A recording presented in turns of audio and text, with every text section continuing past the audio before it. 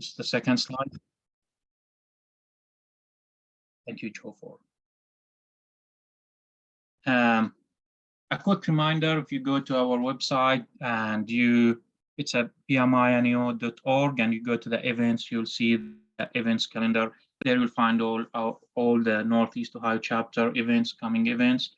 We have 2 events in March. We're working on that, and coming events April and May. We'll have the PDD on May. Just a quick reminder, we are using a Zoom Meet features for this evening, so please be sure that you'll mute the mic, and for any question, comments, use the chat. From this slides, I will give it to Tahiro to share and speak. I'll stop sharing.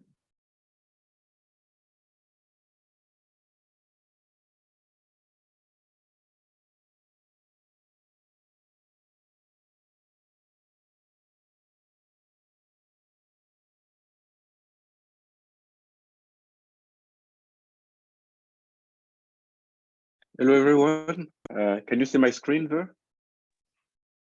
Yes, we can. Awesome. I guess just setting up. I think we're good. I just want to say first, I'm delighted to be here, to have this great conversation. So thank you for inviting me over. And in the talk today that we'll have, really, there are 3 key things that I want to cover. First, I'll talk about an introduction to Brightline as was requested. And then I'll talk to you more about a tool that we developed, a compass that we developed called Brightline Transformation Compass. And then we'll end with talking about what we call Organizational Transformation Series. This is a learning opportunity that PMI has developed to help project professionals play more relevant and active roles when it comes to transformation in organization. Now, before I do that though, let me maybe start by sharing some numbers that you may find scary, if I could say. Because when we look at implementations of strategies in organization, every 20 seconds, organizations lose $1 million USD due to the poor implementation of strategies. And you may say, "Are you a big deal? 1 million, what is it like?"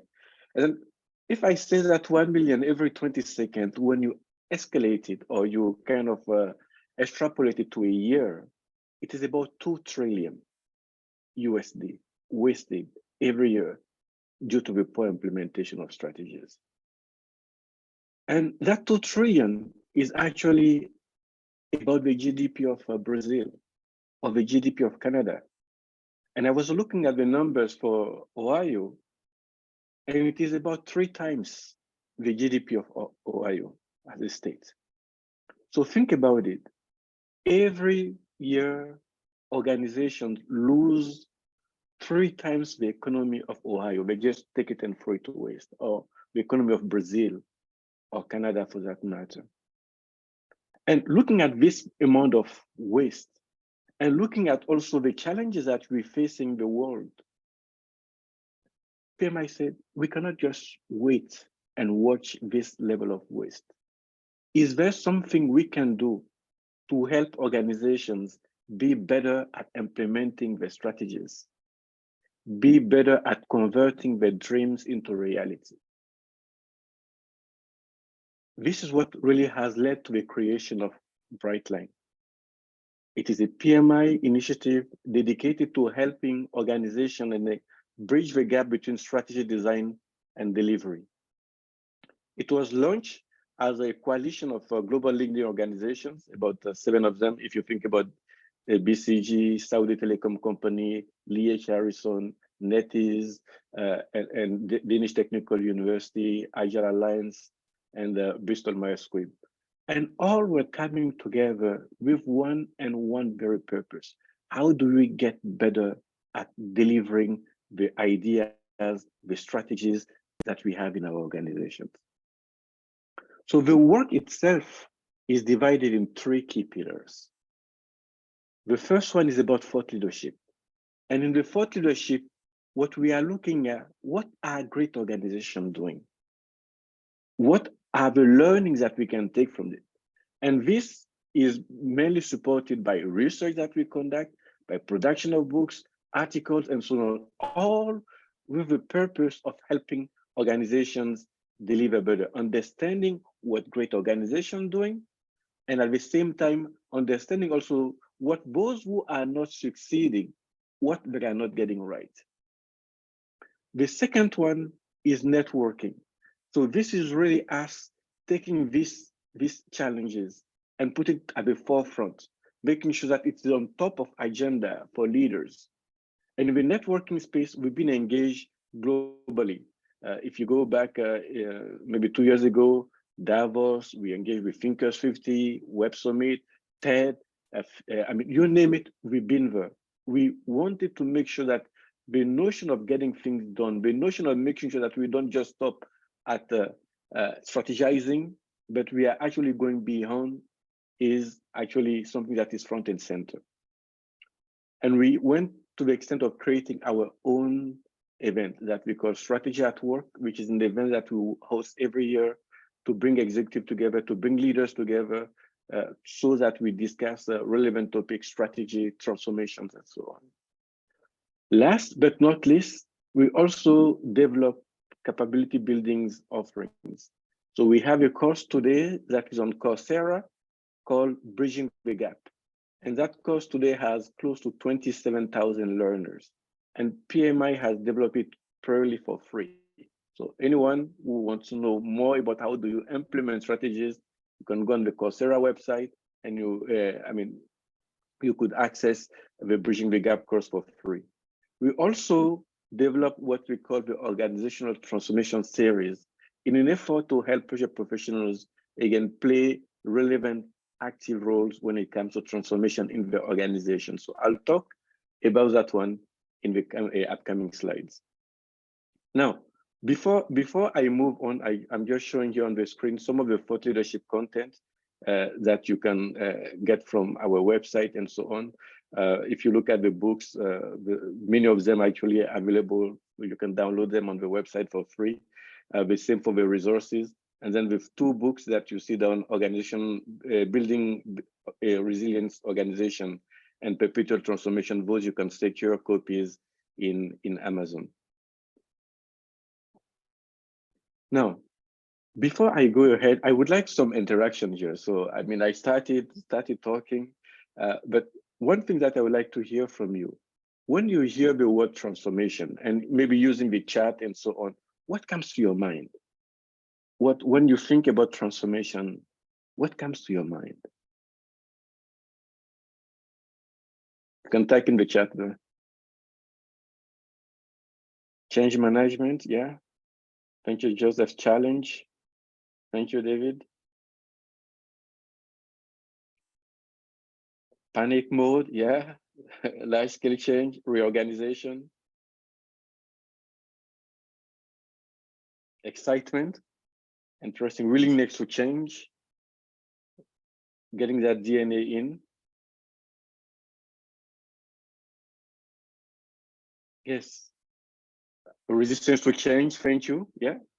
There is the panic, but also at the same time, how do we make sure that people actually will be embracing that change, and sometimes fear in the organization, yeah. So thank you for this.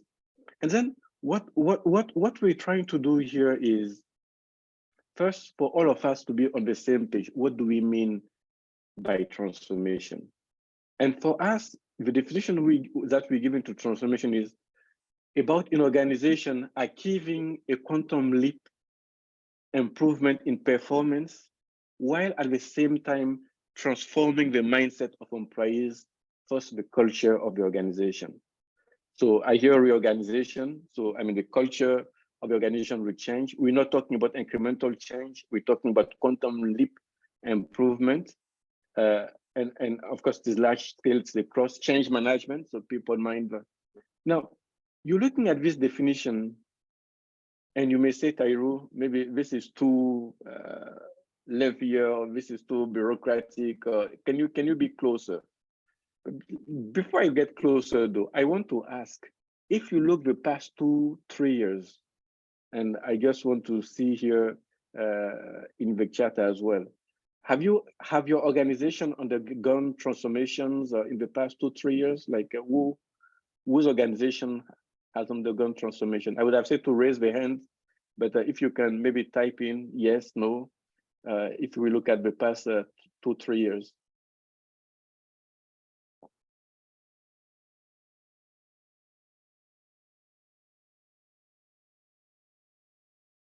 I'm getting some yes, yes, yes. I would have even maybe asked the opposite and say, no, okay, I have Douglas. Douglas, I look forward to hear from you later on. Excellent. So yes, yes, yes, yes. Yeah, reorganization. Yeah, so yes. Typically, if you ask that question, most of the time you get like a resounding yes. And there may be cases, of course, that didn't happen. But the likelihood of transformation happening in organization the past 3 years is high. Now, let's go back. Thank you for interacting here. Let's go back to the definition. And you will say, okay, Tairu, this is very theoretical here. Be closer. And what I want to share with you is this caterpillar. Think about it. Think about the caterpillar. And then if I go here, think about the butterfly. When we're talking about transformation, we are not just creating a faster caterpillar. We are changing the whole game. We are talking about a new species, of course, emerging from the existing one, but which in terms of thinking, if you take a butterfly, the way a butterfly eats or the way the butterfly moves, it's completely different. And the performance of a butterfly is completely different also than what you'll see with the caterpillar. This is if we were to look at maybe the animal reign. And you may say, Tairu, be closer, give us something more concrete. And I would like to ask you, when you see this brand, Philips, and disclaimer, I don't work for Philips, okay? When you see this brand, Philips, what comes to your mind? And I'm asking you to go back and think about the 90s. Let's see, because I need to be careful for my gray hair, but think about Philips and go back in the late 90s, early 2000. What comes to your mind?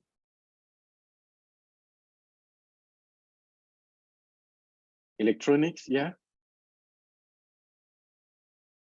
What type of electronics, Henry, if you can be specific?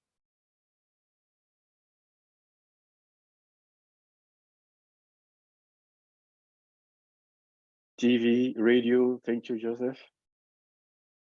Yeah. DVD players, health. Oh, okay. Henry is talking about today, right? Or Henry, are you talking about the 90s? With health and consumer, healthcare. They don't do any home appliance, so it seems like Olivier is up to date. But I was saying, Olivier, go back to the 90s, 2000. Imagine machine, so Henry is today, yeah, good. I'm glad that we will have the two segments. Because yes, if you go back to the late 90s, what you'll think about is you'll see you see TVs, of course, you see radios, as we've heard from Joseph. But today, when you think about Philips, these are not necessarily the things that we see. Today, mainly when we think about Philips, going back to Olivier's answer and also Henry's answer, we think about healthcare, health electronics, so scanning machines, as he was mentioning and so on. So what happened really is Philips made a massive transformation. They decided to move completely out of a segment and move in a different segment. And it's true, it's still electronics, but the way you operate, the way you think when you're designing and when you're getting these, health-related equipment, would have to be completely different because the implications are not the same. The segment that you're looking at are not the same, and so on. But for this story, let me ask the question. Today, when you think about TVs and radio, what do you see? What comes to mind?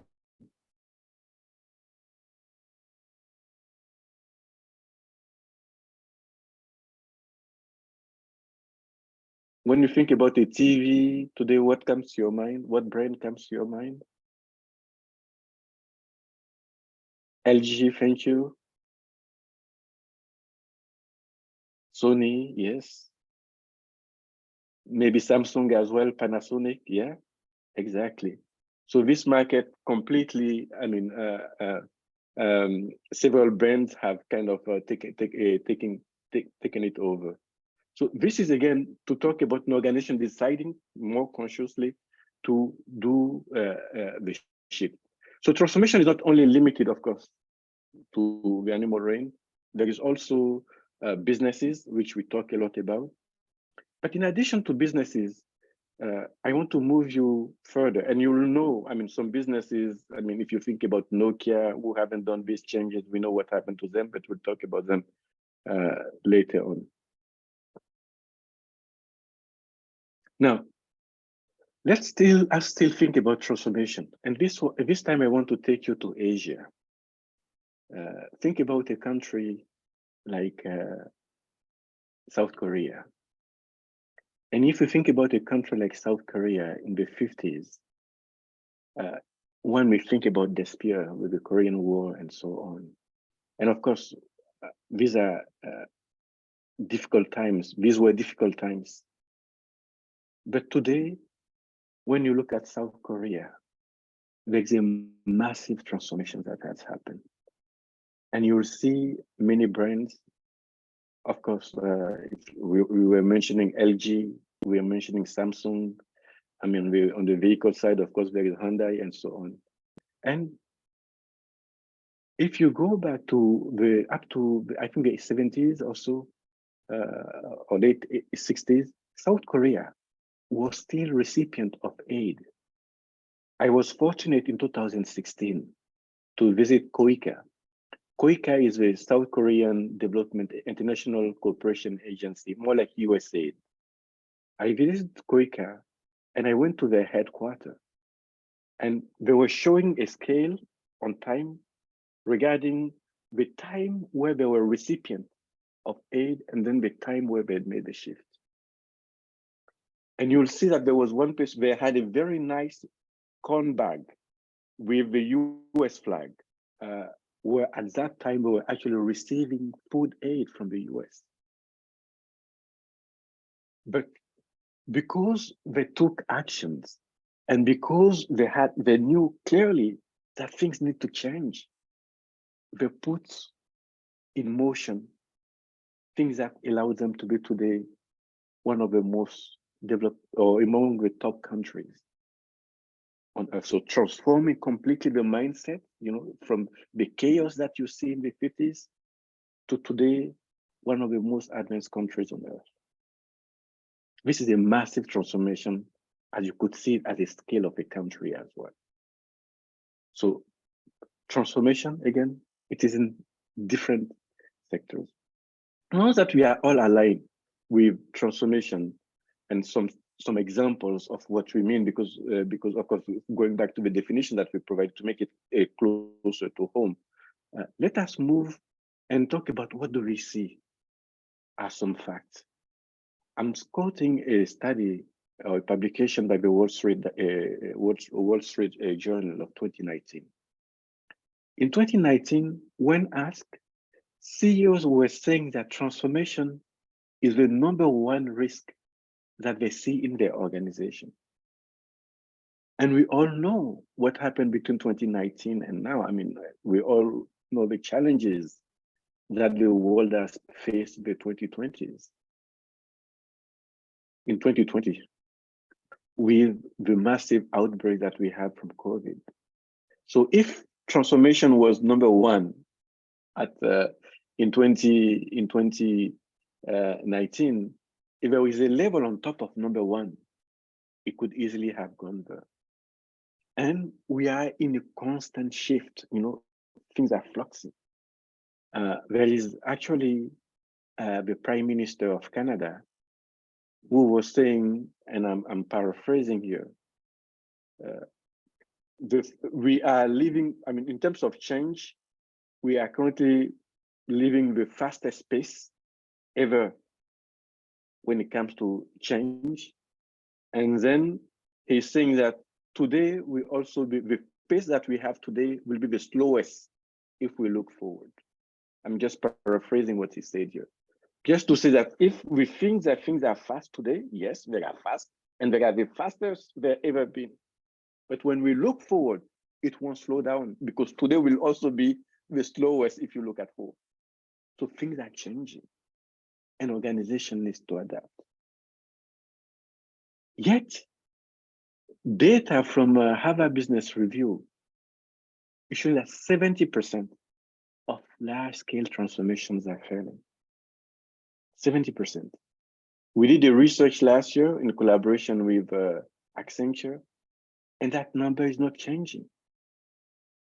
And if you take that 70% failure rate and you go and look at digital transformation, then we waste about 900 billion, because I was talking about strategy to a trillion, but if you look at digital transformation and staggering it out, 900 billion is wasted every year.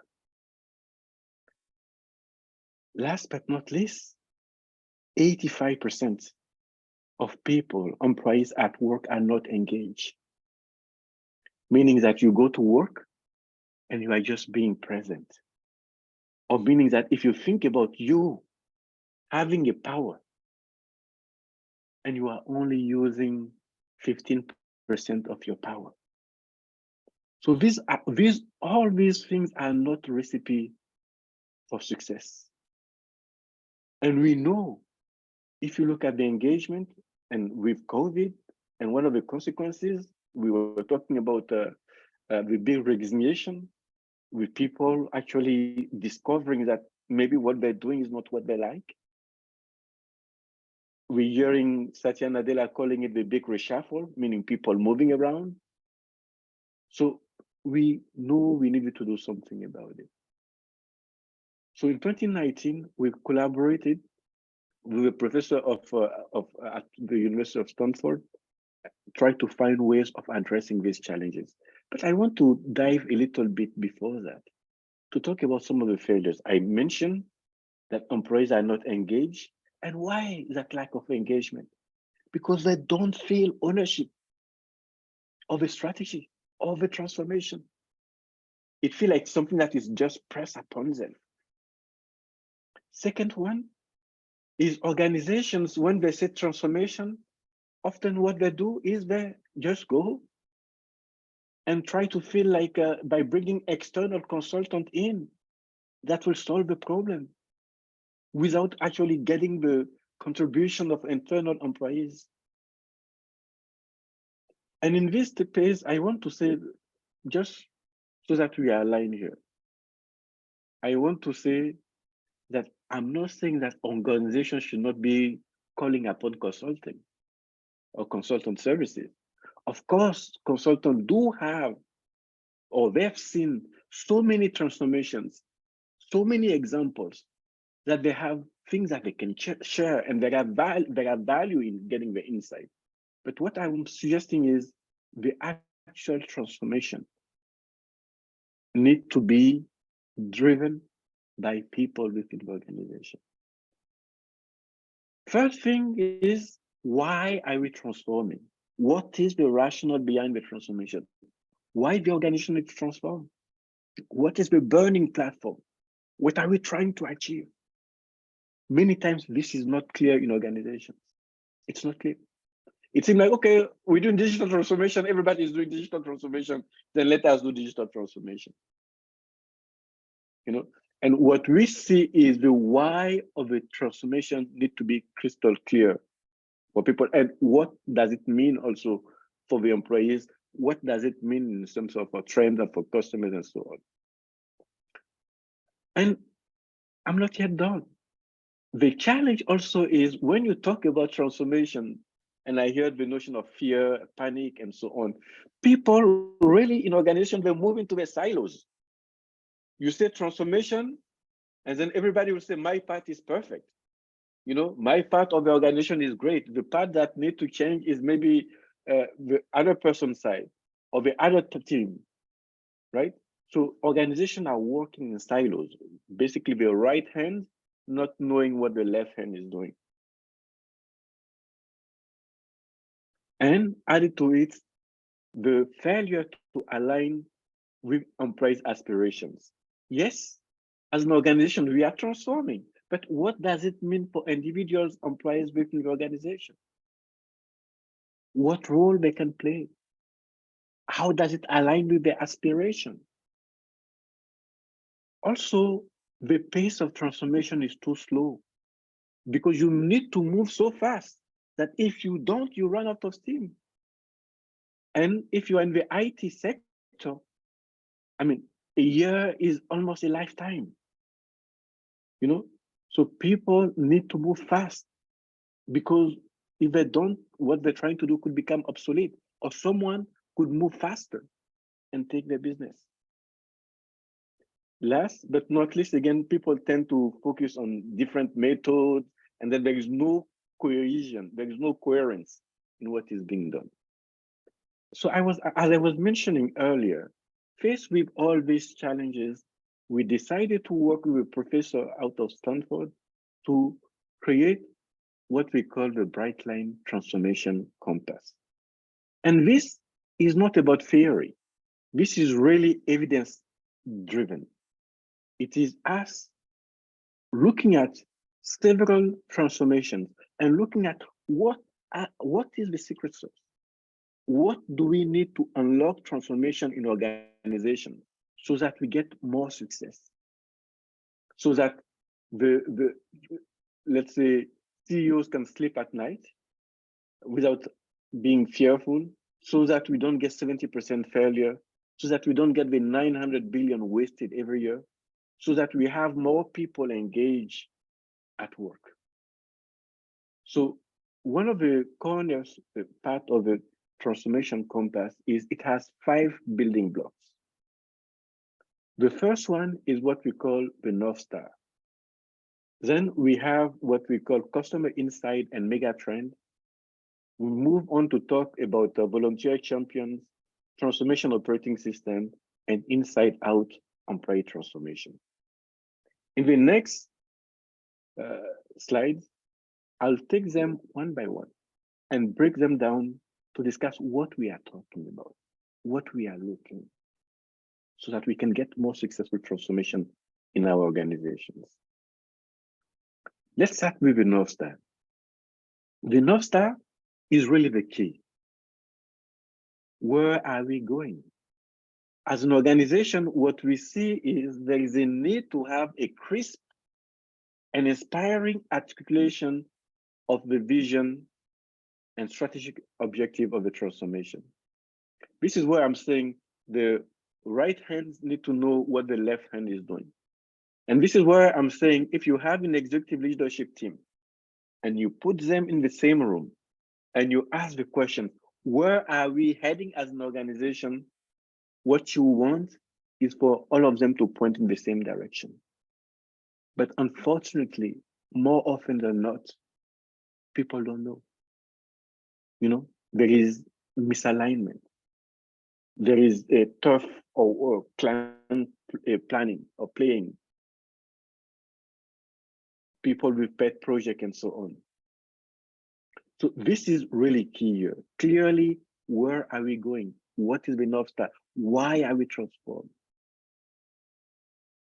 Now, once we have that North Star clear, many things becomes very easier because, of course, if you know where you're going, if you're not getting there, you know that you may need to adjust. I'm quoting an organization here. That is a statement that they have. They say, our vision is to be Earth's most customer-centric company, to build a place where people can come to find and discover anything they might want to buy online. I just want your help. If you can, in the chat, you tell me which company do you think it is? Henry was first. Amazon.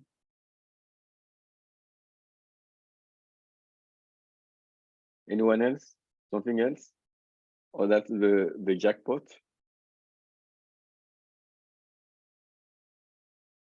Trade Desk, yeah. I need to look, Joseph, Trade Desk. Anyone else? I hope I'm not losing you here.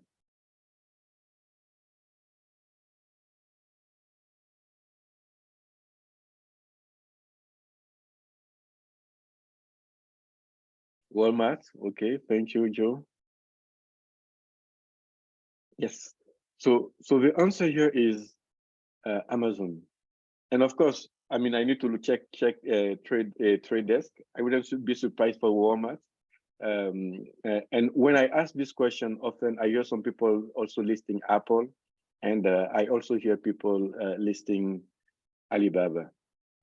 So there is a clarity in terms of what they are trying to achieve, and so and that's really key. Now the next one, as I said, was insight from customers and megatrend. This is where we're saying if we're transforming, we need to have a deep understanding of customers in every change we make, and also in every employees. What we see often is sometimes leaders, they have the ideas and they feel like it is the best idea. And sometimes they're just not looking at what is happening. They just seem to be blind to the changes that are happening. And we know when we do that, we know what could happen. The dinosaurs are no longer here, or the dinosaurs are no longer here. We know what happened to Nokia. Close to us, we know what happened to Kodak. And sometimes, even if people know what is happening, sometimes there is a failure to act on that. Because people will say that Kodak actually had the digital camera technology. People will say that Nokia could have acted when it comes to the smartphone. But sometimes there is so much lethargy. Sometimes there is so much comfort. There's so much fear. We are good. The way we've done things has been great. And we refuse, not knowing that our refusal to change could have severe impact. So for us, from what I see, this one here is key. And then, I mean, there are many trends.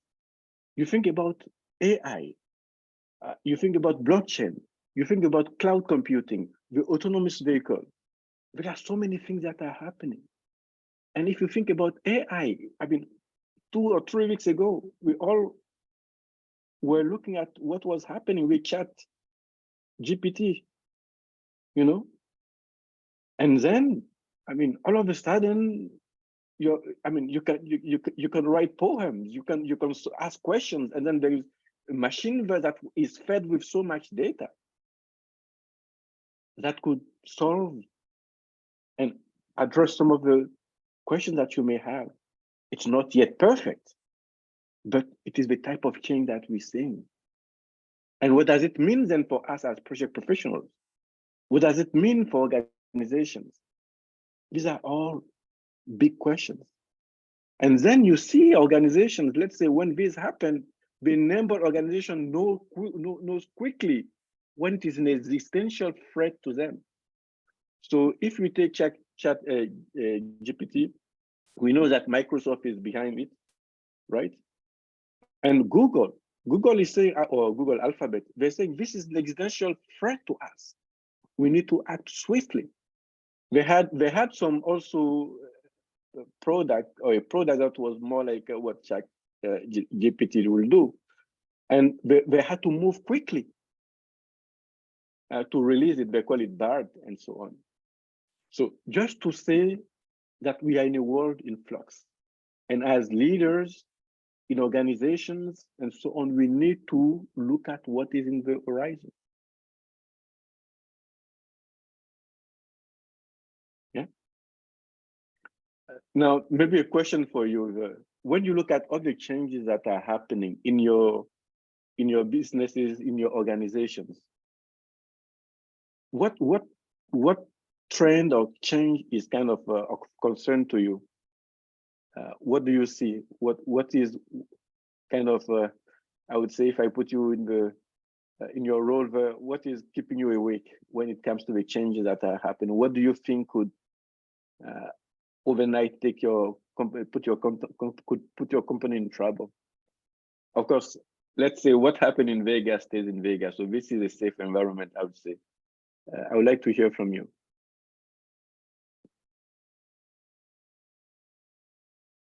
Security risk from Douglas. Thank you. Eliminating people in the e-commerce, Emily. Yeah. Joseph, eliminate people in the workplace. Change for the sick. Yeah. Thank you, Eugenie. Lack of communication. Yeah. So the silos. Thank you, Daniel.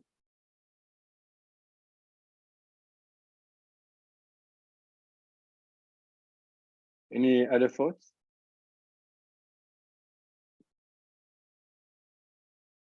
Yeah. So developing, having organizational resilience. Thank you, Olivier. Leadership making the wrong decision. Thank you, Emily. Change fatigue. Yeah. We change today and we need to change again and we need to change again. Yeah. Thank you all. And of course, I mean, Emily, I'll come to your point regarding the leadership making the wrong decision. And this sometimes may be seen as a challenge. And I would maybe offer that sometimes also the lack of decision, the lack of making decisions, or people just waiting, not making the decision could be a bigger threat. Because sometimes I say, yeah, exact. Thank you. Sometimes you make the wrong decision, but depending on how things go, you learn, and then you can kind of correct. I prefer that one more, where you decide and you learn, as opposed to actually just being so fearful of making the decision that you don't decide. And sometimes people say, actually, if you don't decide, you've actually decided. You made the decision not to decide, and that one also has consequences. Let us move on. The next one is the transformation operating system. And in the transformation operating system, here what we are saying really is about organizational agility. We need, as an organization, to be nimble, because we will not get everything right the first time. We will not. There are so many things moving. There are so many changes, dynamic, as you listed many of them, that we need to be willing to try, learn, and then, as Olivier was saying, it is an experience, and then grow, and so on. This is really, really, really important. And I'll share an example of a company that has done that. Because 2017, we were conducting a research regarding why strategy is not succeeding, and we were fortunate to have a CSO of Volkswagen kind of answering the question that we asked. And obviously, when you have a large company like Volkswagen, you would understand that it is difficult for them to put at risk their core business, which is all built around the combustion engine of the car. So what they were doing back then was to say, yes, our core business is the combustion engine with the car and so on. It will not, we cannot just out of a let's say, switch, change it. But what they said is, we may, of course, continue to keep it more like as our bread and butter, but at the same time, we need to look at new means of moving. We need to look at mobility as a bigger thing. And then they created what they call two-speed approach where one thing is the day-to-day bread and butter, but at the same time, they were looking at what is next. And what is next for them was in the field of mobility. And the sector of mobilities and everything was open. And actually, they started looking. They started actually experimenting and developing and so on. And today they're catching up. I mean, Elon Musk, who is heading Tesla, was asked the question, what other company is he looking to when it comes to the electric vehicle car and so on? And he was listing Volkswagen. If you go back a few years, let's say in the 2017, that was not even a case where when Tesla was facing all the production challenges that they had. On this point, I'll just share one final example here regarding the agility. It's more like us also in a plane. Let's say when we take a plane and we're traveling, because I had an experience in 2014, and it was repeated back in 2022, a quite scary one, where we were flying from Frankfurt and trying to get to Ottawa in Canada. And then, I mean, we had a very nice flight, and then we get close to Ottawa, getting ready to land. So our plane is just coming down, and then all of a sudden, what we hear is the engine going back up, and the pilot putting everything back up, and then we had to, you were landing, and then we had to abort landing and go back up. So we all look and what is going on. And then the plane went back. The plane did a circle. And then we tried a second attempt. Guess what happened? Second attempt, same thing happened. We went all the way back up. And I thought there would be a third attempt, but actually what the airline had to do is we had to find an alternate airport. And for Ottawa, the alternate airport was in Montreal. So we went to Montreal, conditions were good, we managed to land. And then once we landed in Montreal, let's say things happen in 3 or so. I mean, the pilots, they timed out, meaning that there was a certain amount of time that the pilot could be flying. After that time, they need to change. So we were in Montreal, there was a new crew that came in, and we waited on the tarmac there for some time, and then off we went up, trying to come back to Ottawa. This time, of course, we went up about half an hour, less than an hour flight. We managed to land in Ottawa, and that third attempt went well. What I want to share here with this example is to talk about that agility, because we knew, or the pilot at least knew where they were going. It was Ottawa. They tried. There were challenges. They had a plan B, which is us going to Montreal. Things happened. They always were reacting. They didn't, when they were leaving Frankfurt, they didn't plan on not being able to land in Ottawa. Or when they went to Montreal, they didn't think that, of course, the pilot would time out and so on. But as it was emerging, they were reacting, they were adapting, and then we were moving. I thought that was the last one.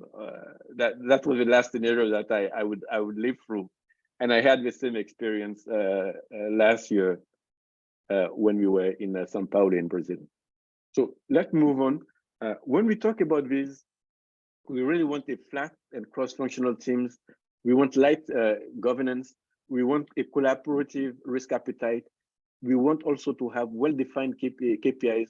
And in this context, we're also thinking about venture capitalist style of investment, meaning that we're not putting all our money at once. We're putting some money, we're looking at how things are going, and then we're deciding, putting more, and so on.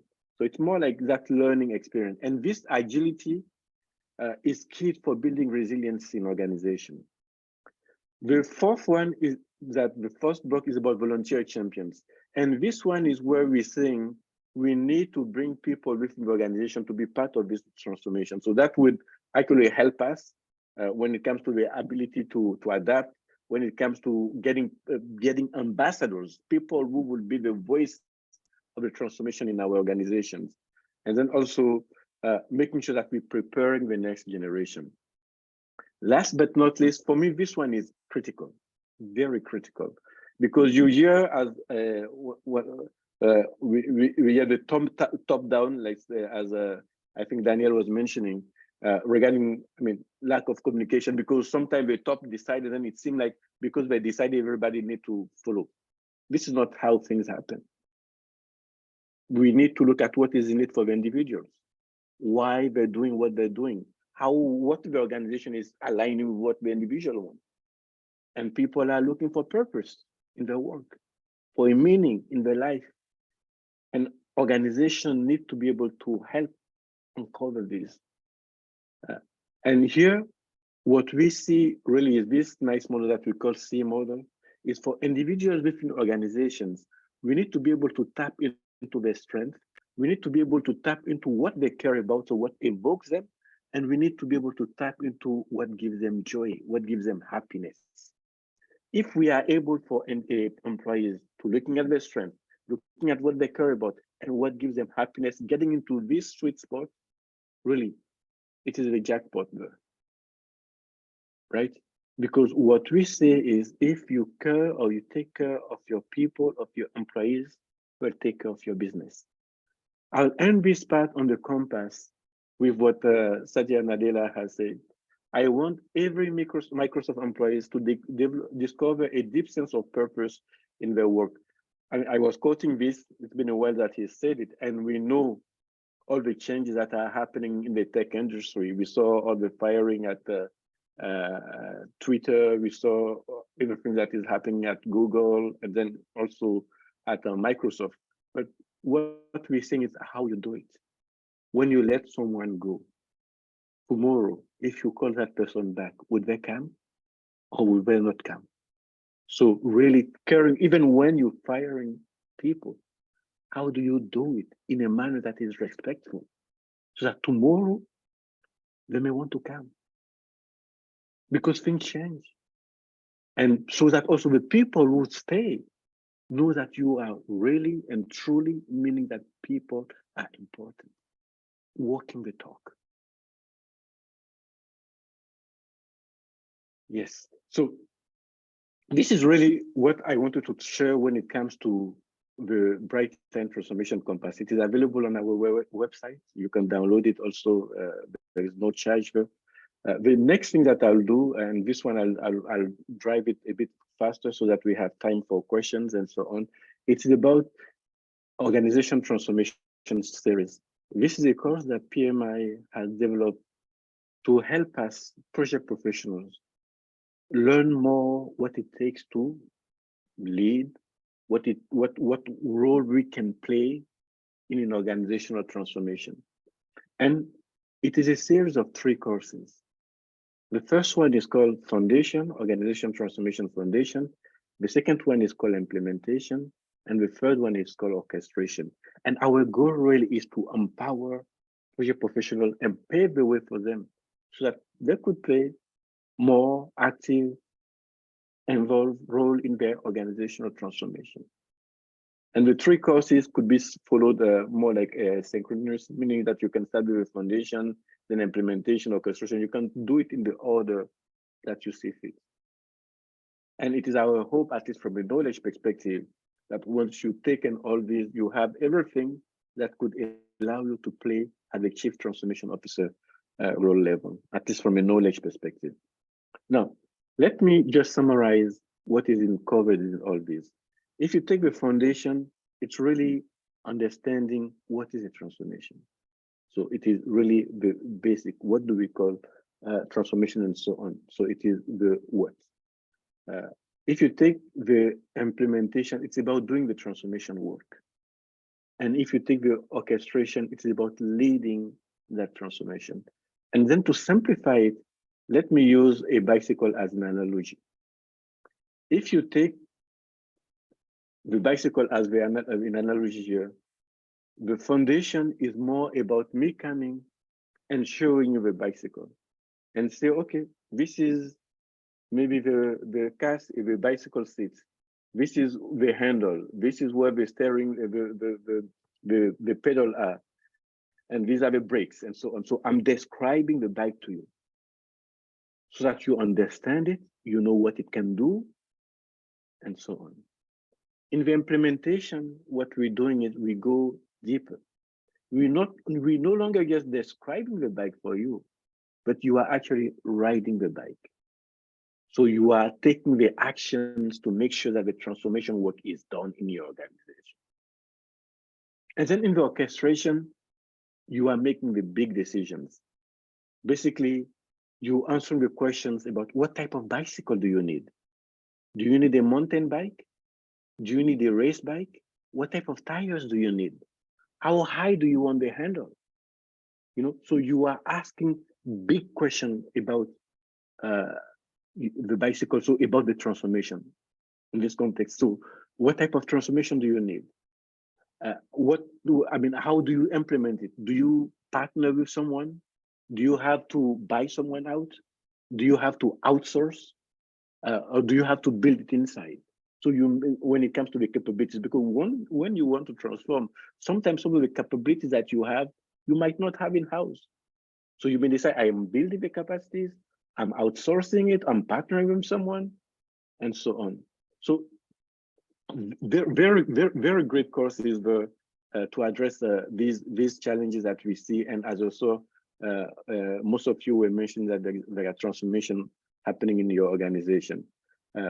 Now, of course, if I move on, this slide show more detail regarding what is covered. It gives more granularity about what is covered in the foundation, from the type of transformations, what do we mean by what is critical for success, what role project professional can play in the transformation, and so on. And then when we go to the course itself, really in the foundation, there are about 9 modules. We also built in a case study where we want you not only to look at it from a theoretical perspective, but also to look at it from how do you apply the knowledge that you're getting as part of the course.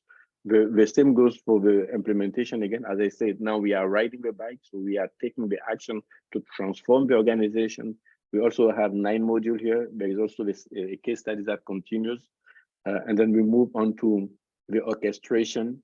In the orchestration, again, we're making the big decisions, what market we need to be in, and then the people side of the transformation, because we were talking earlier about change management, because transformation at the end of the day is a people game. It is a people game. I mean, we need to really make sure that we have people with us, harness the power, and making sure that they're supporting us for that. Again, the same, we have 8 modules in this one, and then we have the scenarios as well for you to be able to apply this knowledge. And of course, we're getting many feedback for many people who have taken the course and the series, and they're finding it very helpful, actually, in them being able to navigate through transformation in the organization. But if I can maybe close on this note here, so that we have time for questions. What I want to say, if there is one takeaway at least, is us, project professionals, we are actually the key forces when it comes to transformation in our organization. We could play a decisive role in supporting our organization moving, because change happened through us. Change happened through us. And we need to seize the opportunity to be at the forefront of these changes in this world in continuous and what seem to be never-ending changes. And as we do that, we also want to build these transformative muscles in our organizations, so that when we say transformation, it's no longer the panic button. But when we say transformation, we want to listen. What is it? What does it mean for our organizations? What does it mean for us as individuals? And how we can bring our force together to support that transformation. This is really a fundamental thing. And I mean, you could start by just learning the basic. You could also be involved in coaching people. You could move on to be maybe a program manager for the transformation. Or who knows, you could even climb up the ladders as well and maybe one day lead a major transformation in your organization as a chief transformation officer. Yes, so really a delight there. Thank you. The dreams that we have, of course, as we are applying all these, is transformation is no longer the things that keep the CEOs awake at night, because really we have harnessed it and we know what we need to do. Really, we can see the numbers go down so that we don't get so much waste in organizations, so much, 70% failure. Yes, we also want to make sure that people are engaged in their work, because once they are engaged in their work, many things could happen. Let me pause here. I know it's been a lot, so I will welcome any questions that you may have. Thank you so much. Thank you, Tahiru. It's okay. I'm going to take the screen. Yeah, let me stop sharing.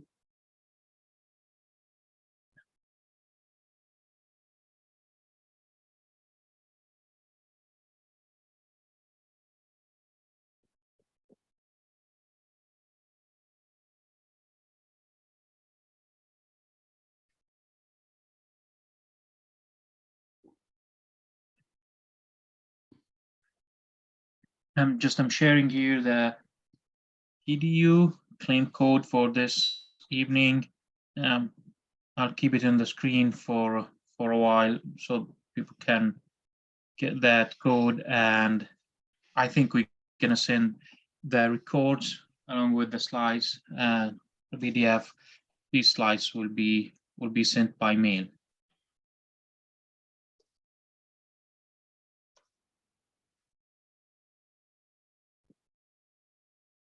Any questions that you have? Thank you, Sue. Thank you all. Yeah.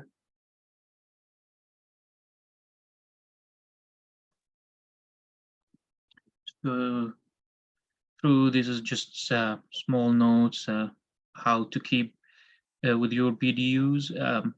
One of the things like the webinars that we offer in the evening and events and other events like let's say the technical events on Thursday technical events.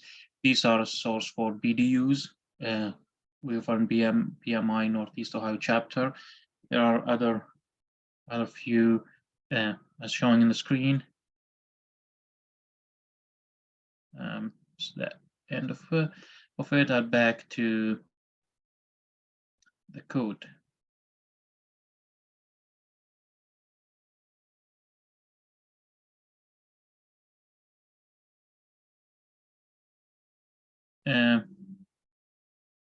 Any question? If not, thank you, Tahiru. Thank you all for tonight. Yeah. Thank you, everyone. Okay. The ending time is 6, right? Or 7 now, right? That was the ending time, or? That's we usually give it like it's 7, and if there's something after 7, yeah, we are fine. Yeah. Okay. Okay, good. So I just wanted to make sure that I'm not taking more time, because I could have covered more things, but I just want to be mindful of your time as well. So thank you so much again. Let us be the driving force behind transformations. Yeah, I'll pause here. Thank you very much, you. Tahiru. I will send you any questions I may get back via email. I really appreciate you giving us this presentation tonight. Thank you. Thank you. Thank you. Bye-bye. Thank you so much.